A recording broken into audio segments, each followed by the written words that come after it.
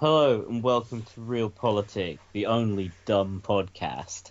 Today we're celebrating The 4th of July. the 4th of July, on which, of course, we celebrate the foundation of Israel. And so, obviously, now it's time to return to everybody's favourite, you could say everyone's favourite undocumented people, because there are people that don't get documented enough. There's no other podcasts about this country. America Corner. We're returning to everyone's favourite Real Politics segment, America Corner. Cue fucking Bob Dylan performing Dixie. Okay.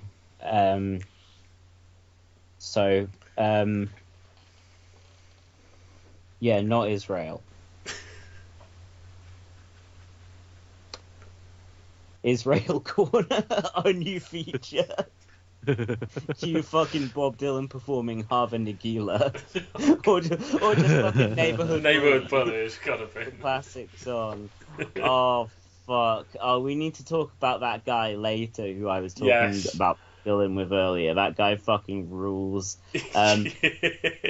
My new best friend.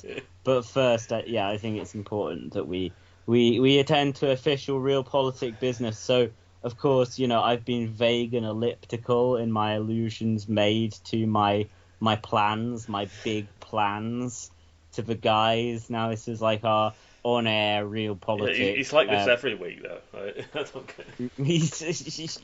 Yeah. It always ends up being Bob Dylan somehow. Yeah, this is like actually it's like the Eagles. This is like when Glenn Fry was at the band meeting. He was like, "We're gonna take over the fucking world. We're gonna be the greatest band fucking ever," which we already are, but we're gonna be even more. But the problem is, it's especially me that's great, and it's you guys who aren't doing enough work. You fucking leeches. That which, as you remember, led Bernie led him to pour a beer over his head and say, "Hey man, you need to chill out, you fucking asshole." So it's more like that. So now we're doing this on air. Geraint thought like I was going to announce a mass suicide. No, everyone. Sorry to disappoint everyone. So obviously now, like, we're back on top of the podcast game. Yes. We spent too long in exile. Now we're back on top. This is our, as Taylor Swift would say, it's our back on top era. That's sort of like the banner of this like campaign of misinformation and lies that we're currently spreading. But yeah, I thought like what would take us to the next level? Like what is the thing that now that we're like the greatest podcast in the world again, we've reapplied for the job, as Bono would say, we reapplied for the job of the biggest and best podcast in the world, and we got it. We got the job. We passed the interview with flying colours. Unlucky and done. We're taking our crown back. Yeah, and Ed Balls and George Osborne and all these fucking pricks who it would be a fucking sin to leave this great medium to, for them to fucking feast on the carcasses. The carcass of our art form. These fucking vultures. No. Okay, so we need to have a bit of kind of corporate synergy. The RP Core international division. We need to make it truly international. So in Britain, we're keeping the podcast flame going. Of course, Yair is our correspondent, but we need to broaden our United States presence. So it is my duty to announce on air now. It is an honor. It is. Okay, let me explain my thinking behind this a bit while I remember how to say words again. Have we got Kanye on team?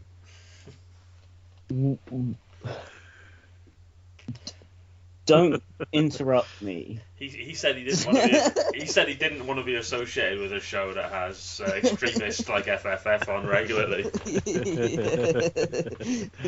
Yeah. Okay. Well, maybe we'll return to that area. But okay, so I thought like, okay, so maybe I lack some kind of like drive and initiative, like my life's a bit of a mess, I come up with loads of ideas for the podcast in like a manic creative energy induced by sleep deprivation, and then I wake up the next day and I've got a headache and I'm like, how do I fucking even do any of this shit? Is it actually funny? I don't know. But, which member of the Realpolitik team is the most single-mindedly driven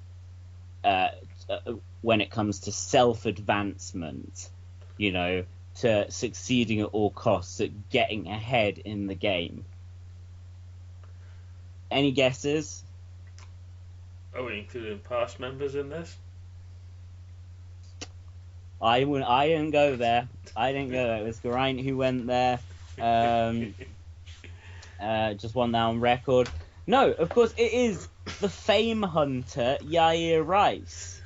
Oh, of course. The man who is defined by his lust for fame, his desire to be in the spotlight, in the light, to hog the limelight, who needs to be kind of the main character in every situation, and that's good. He's got charisma. That's because he's a big personality, and a big personality. You could say that he's a local man from Montana with a national and international voice, and that's a little taster of what I'm proposing, because drawing on influence from such great campaigns as I see where this is going. 2019, I am proud to announce right now the Yair Rice 2024 presidential campaign. Yes. Oh, yes. Here we go. Yair Shmuel Rice will be the first openly Jewish president of the United States. I'll even show my long-form birth certificate. Yeah. People say, oh, he's too young. You have to be like 55 to be president. No, we'll fake the birth certificate. It's no problem. It's been done.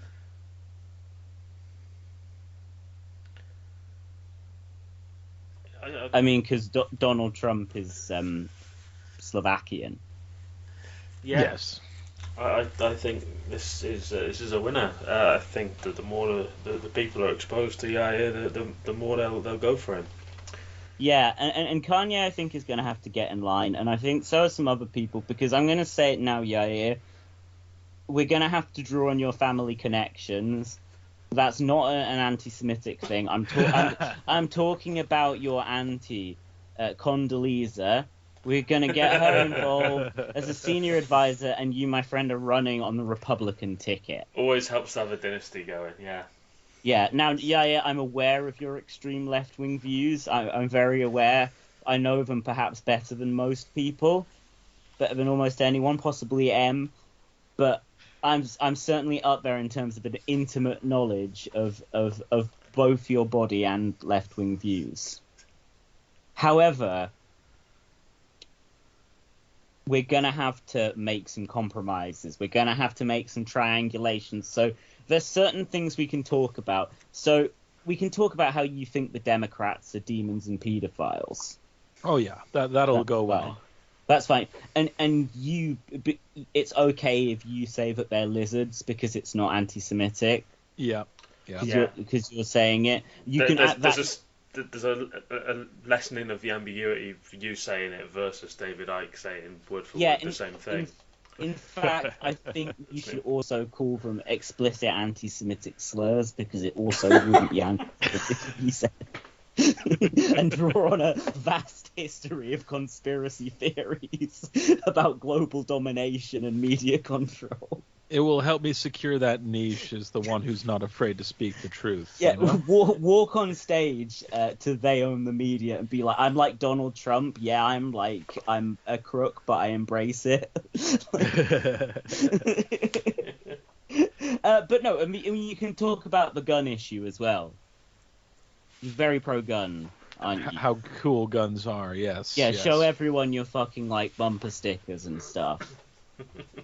But you obviously have some other positions that might prove controversial. For example, your strong pro-Chinese stance. And this is where I think we're going to have to triangulate. So, you know, I've been shopping around for somewhere to launch the campaign. I've been looking for the Chinese restaurant in America with the tallest escalator. We're going to do a grand announcement there where you come down the escalator, and it will be again a tribute to the proud American Jewish tradition of liking Chinese food. Exactly. But yeah. then we'll flip it and we'll appeal to people who are racist, because you'll then start verbally berating the staff, both about the service. That'll go down well with the middle class. That's smart. And about creating the COVID-19 virus. Primarily, you'll go really, really hard on that. So, and in the background, you'll be actually engaged in talks with China, getting funding, getting them to rig the election for you. But in public, you'll take a very, very tough, hawkish line. Exactly, yeah. I just wanted to reassure you there that in private, behind the scenes, we will 100% be active collaborators of the Chinese Communist Working Party. directly, yes, of course. Like Selena in the later seasons, of exactly like that. I literally stole that joke from the scenario in Veep. That's how much we'll be working with the Chinese. Of course, we'll have to think about the other dynamics of your foreign policy, the other aspects, the dynamic aspects, this fresh, dynamic, new way of politics, like en marche, but within the established Republican Party, obviously. We'll have to think of other dimensions of your foreign policy. Like, I'm thinking, like, some really heavy, a really heavy emphasis on, like, fuck Starmer, war with the UK. Oh, yeah. Those limeys like, have had it too good for too long. Yeah, like nuclear war. Like, is America far enough from the UK? But, like, because you can give us amnesty so we don't die. And because we'll run a corrupt administration. We'll, like, drain the swamp, but we'll do our own corruption. Because if you're gonna, like, be up there, you've got to, like, you've got to get down in the muck, like Starmer, he's, like, accusing Sunak of loving nonsense and stuff. Which we'll do, obviously. We'll do that to the Democratic Party. We'll use Keir Starmer-style tactics. That's how underhand and dirty we'll get. Where was I? Foreign policy. Foreign policy, yeah. So war with the UK, yeah. So anyone who we like, we'll be able to like rig paperwork and get them out of the UK so they don't die. So it'll only be like bad people, but we will destroy the UK. Inshallah. Yeah. How many other ideas? Yeah, so I just wanted, like, my rationale. So why the Republican Party, you ask, other than the obvious family connection with Condoleezza? Well, it's kind of like, it's about, like, reorientation. So I would say, right now we're in a sort of, like, post-left kind of period, if you know what I mean. So it's like, obviously, like, there was that classic quote from Tony Blair where he said, "We're all Tories now." Yeah. Like, the definitive Tony Blair quote. It's like, that's truer than ever now, because it's like with Starmer, his ideology, he's Tory in terms of his ideology. With us, it's like we're Tories in terms of party affiliation, because that's who we're going to vote for at the next election, and we're members of, kind of thing. So that's sort of what lies behind, like, the Republican thing. It's it's about, like, subverting, it's like about turning politics on its head. Everyone's a liberal now. Republicans are just racist liberals. Yeah. It's like all of us on the left, like, now are conservatives. Exactly. Yes. Like Geraint. Yes. He's a conservative. A card-carrying member of the Conservative and Unionist And some Party. might say the Republican ticket is looking pretty busy. Some might say there's a lot of candidates. Yeah, but these guys are pussies. but- Like Donald Trump, Exactly. walk over. No, okay, so no. The thing is, that's the thing. You would have to go up against Donald Trump, and that is the challenge. But the others, like DeSantis and stuff, They're cucked. Yeah, he's just up there like whining about fucking Disney and trans people and like, oh, don't mention my complicity in torture and disappearances and murder and illegal black sites in Guantanamo Bay. That's just like, he sucks. He's like he's fucking terrible. I don't even know who the other people are. Like RFK is Democrat, isn't he? I think so. Nominally, Or yeah. independent. My question is what happens if Yair wins the primary and so does RFK? Because we've essentially just outlined the same platform. Well, we'd have to be strongly pro-vaccine. We'd have to be like... We're just going to like come up That's with when we new make it vaccines back- every week, just experimental vaccines. Just like... Yeah, these are the put them- chemicals we've been putting in the water to make the frogs gay, and now you've got to have them. Yeah, our policy would be based around basically drawing on established realpolitik bits, our domestic policy. So we'd be giving lots of subsidies to the dairy industry. We'd be trying to turn frogs gay deliberately, putting fucking COVID vaccines in cows, having like an Area 51 fucking just like throw out all that alien tat and we're just like creating a little town of volunteers who we then all give the whole town mad cow disease and just watch. What if we vaccinate COVID against humans? Yo, this is the kind of out of the box thinking I'm talking about. It's a dynamic president like Macron, but to the right, obviously. I mean, there's only so much we can do because it's an established system, and like, yes, obviously, like, we'll be endorsed by like Condoleezza Rice, and she's kind of like a sort of conservative from the Bush administration, but we'd want to drain the swamp as well, you know. That's like really important thing to say. We'd fill the entire country with political appointees who would just be our friends who we shipped over from Britain. So it would be a kind of invasion, but like I say, like kind of the law wouldn't really matter at this point. In terms of gun control, everybody gets a gun. You go down to the post office, you give your name, your address, you get a free gun. Yeah, cause, like, that's kind of a good Republican policy because it sort of like sorts the strong from the weak, because you just like you give like the kids in nursery school guns, and then the people who are gonna be not strong don't grow up.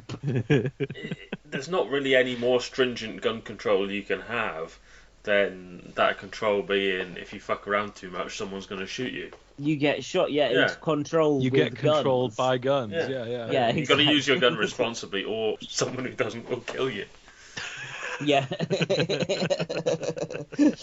So we'll do a fucking photo op, Yair, where you're just posing with your truck and like showing everyone your bumper stickers, and we'll just like blur some of them out, or we'll just superimpose like something racist over them to keep the Republican base hot. Like, what have you got on there? What are some of your bumper stickers at the moment, off the record? We definitely got to hide the coexist one. Hang on. How could we spin that? Like, we coexisting with COVID and embracing it. I don't know. Yeah. Like coexist. Coexist between the white races of Europe. No. Getting further away from. Get a Sharpie and this is Coexist Pro. It's like COINTEL Pro but better. Just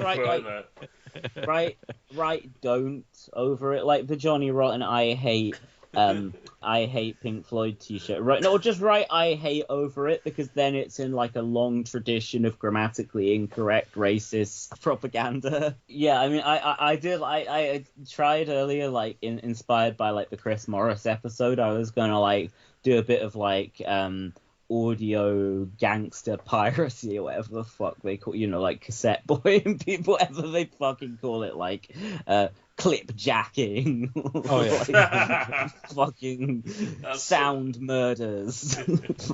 You can tell it was at its most popular in like I don't know 2003, 4ish, because everything just had a stupid name like that at that point. Yeah, and I spent like a good 10 minutes flicking through interviews with Yair Netanyahu on YouTube to see if any of the hosts had a social mannerism where they say the first name of the person they're interviewing a lot. So they'd be like, "So Yair, what do you think about the Iron Dome?" You sounded like a right dumb cunt, by the way. I gotta say, I listened just from the little snippets of him I caught. Well, yeah, Yair is a very powerful identity. Not everyone can handle it. Yeah, exactly. And we've got to make that case. That's what that's the case that we have got to put to the American people. How long have I been doing this bit for? Oh, 25 minutes. Fucking hell. Okay. So we can probably talk about other things now. I just wanted to. We may return to it throughout the episode, but I wanted to just announce that Yair's life will be irreparably changed because I'm forcing him to run for the presidency of the United States. So any listeners who know about how to hack electronic voting machines, any useful skills like that, good luck, slugheads. It's our only chance, given that my campaign announcement is on a podcast whose listeners are primarily not eligible to vote in the U.S. Okay, well, that's just one obstacle. We've got a little while to get around that. Yeah, even our American ones aren't, because they're all registered felons. True. They're just rules. We can get around them. It didn't stop Biden getting enough votes. That can be your slogan, even. Yeah, or did he? Did he really get enough The stolen votes? Election. As our good friend Lenin said. as they say. What did he say? I'm the vote counter that matters. that sounds like him. Good old Lenin. Lenin. So I guess one of the people who I was considering doing endorsements of Yair from. Maybe we'll hear from a few luminaries of the American right throughout this podcast. I don't know. We'll get the news as it comes in. We may even hear from Jimothy Baker at some point. I'm not sure. We can be a very controversial show because we can go... Not controversial, sorry. A very comprehensive show. I'm sure we can be a very controversial show. I'll do my Welsh impression again or something. But there's no controversy here. Advertisers, please note. Yeah. I can be. There's plenty of advertisers I'm sure want to get in on the real politic fucking airspace. You don't know how many we've had to turn down over the years. The big ones, the BP, fucking Disney. Yeah. Okay, I admit Disney bought us, and that's why we're pro-trans rights. It's a corporate conspiracy. Disney heard us dunking on Ron DeSantis, and they were like, "Yes, This is the content of the future." Yeah, Disney's strongly pro Donald Trump, but we're going to try and talk them around supporting the Rice campaign. This just in. Luminaries from across the American political system are coming out to endorse Rice 2020. Alex Jones. Rice 2020. 2020. We're going fucking time trap. Shit, we've got to refile the fucking paperwork. This is the one thing I don't want to happen. Fucking Alex Jones is on the line. Hello, Alex. How are you doing? Oh, I'm fine, thank you. Oh, Alex, how are you sympathetic to the campaign of Mr. Rice, Yair Rice? Is this what you've come to say? Yes! Thank you, Alex Jones. Good night. Who else have I got? Next? It's Dinesh D'Souza, the director of Great Note. What do you have to say, Dinesh D'Souza? Oh, hello, I'm Dinesh D'Souza. Did you know that Obama's a communist? No, I didn't know that. Can you tell us more? What I'm curious to know is Yair Rice's stance on whether Obama is a communist. Yair, can you field this one? Well, Obama is obviously a communist, and that is awful, and I am not a communist. So there we go. Dinesh, does that put your mind at ease? It has, but of course we all know that communists are Muslims, and I heard, Mr. Rice, but you're a Muslim. Is that true? I am actually Jewish, which is the opposite of Muslim. It's science, Oh, well, does that mean you like Israel? Yes. Thank you. You have my endorsement. I'm Dinesh D'Souza. I'm a shitty filmmaker. My films suck. Thanks, Dinesh D'Souza. The heavyweight endorsements keep coming in. I'm just waiting to hear from my idol, Trump. I'm working on getting Matt Letizia on board. Yeah, Geraint, are there any wrestlers or anyone who you want to get involved in the Rice 2024? As it's now called, after I refiled the paperwork. No, sadly, no professional wrestlers believe in any sort of conspirational politics whatsoever. I reckon we'll get Chris Jericho on board quite easily, in fact. Oh, yeah, can we book Yair on the Great Talk is Jericho podcast? I want to go one better. If he ever brings it back post-COVID, we're going to get him on the Jericho cruise. You know, like they have a Beach Boys cruise. Yeah, and various music and entertainment type targeted cruises. Imagine how shitty that would be. The Beach Boys cruise, like they did transcendental meditation with Mike Love. But they did a Jericho cruise. I think they might have done it 2 years running, where they just get Jericho and a load of reasonably big name independent wrestlers and have a cruise where they have a wrestling ring set up somewhere on the ship, and they have like wrestling shows and then like loads of interviews and podcast filmings and stuff people can go to. So yeah, that sounds better than the Beach Boys one, honestly. I think they should merge the two. They should they should one combine the two fan bases would be inherently funny anyway. But then they could finally have Mike Love versus Brian Wilson as the main event in a steel cage as like the culmination of the cruise. They're making a Magic 8-Ball film. They're making a Magic 8-Ball film, not like as in crack. Because that's what I call magic. No, the smoking crack. The actual fucking tour. Oh no. Yeah. Is crack is an 8-ball crack and heroin? No, that's speedball. I think you can get an 8-ball of either. Right, an 8-ball is a measurement. I think it means like an eighth, right? Oh yeah, that's true. Sorry. Yeah, but again, this will come handy in the presidential campaign because, like, in the sort of the age of like Hunter Biden, it's like the next step is the actual presidential candidates do these kind of things. Because like Trump's a teetotal pussy.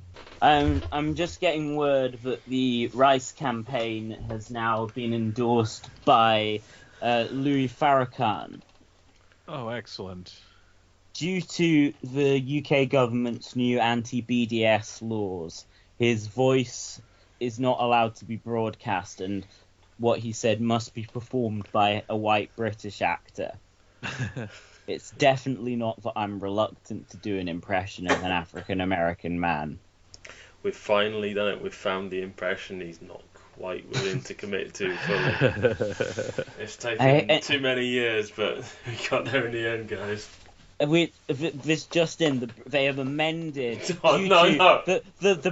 British, the Labour Party have successfully passed an amendment to water down the government's new anti-BDS legislation by changing the most important part of the new law so that actually it has to be a Welsh newsreader reading the Farrakhan quote. That's just it. I've got a really important appointment I've got to dash to at 10:45 on a Tuesday. Night, guys. It's been a pleasure as always. Let's hand over to the Honourable Minister Lou Farrakhan now. Oh, hello, oh my God. Praise be to the Most High. I just wanted to pay tribute to my good friend Yair Rice, who is a friend of who was the best friend of that the Nation of Islam ever had. I am I did not kill Malcolm X. And nor did Yair Rice. And that is why I am endorsing him for President of the United States. Thank you, Minister. I think that will be all, unfortunately, due to time restrictions. That's the most offensive Welsh impression since Paul Mason a couple of weeks ago. Yeah, like at least last time I didn't actually do the Indian Neil Kinnock voice. It just sounded, my Welsh voice was just so bad that it almost sounded like Neil Kinnock was Indian. I mean, you joke, but like my dad's the same when he tries a Welsh accent, and he is Welsh and lived in Wales until he was about 21 or something. It's just like me and Yair's meta sketch sending up how British people have portrayed an American comedy. Yeah. It's just like that. Exactly like that. I'm sorry, Yair, for all this. And Geraint didn't accept my apology because he felt equally complicit. But I feel like, Yair, you were frequently an innocent bystander in all this. I forgive you. Much like the many innocent bystanders who you will be murdering in drone strikes as President of the United States. It's all part of the job description. It's America, baby. Happy 4th of July, everyone. Independence Day. Woo! Ooh, yeah, the aliens are coming.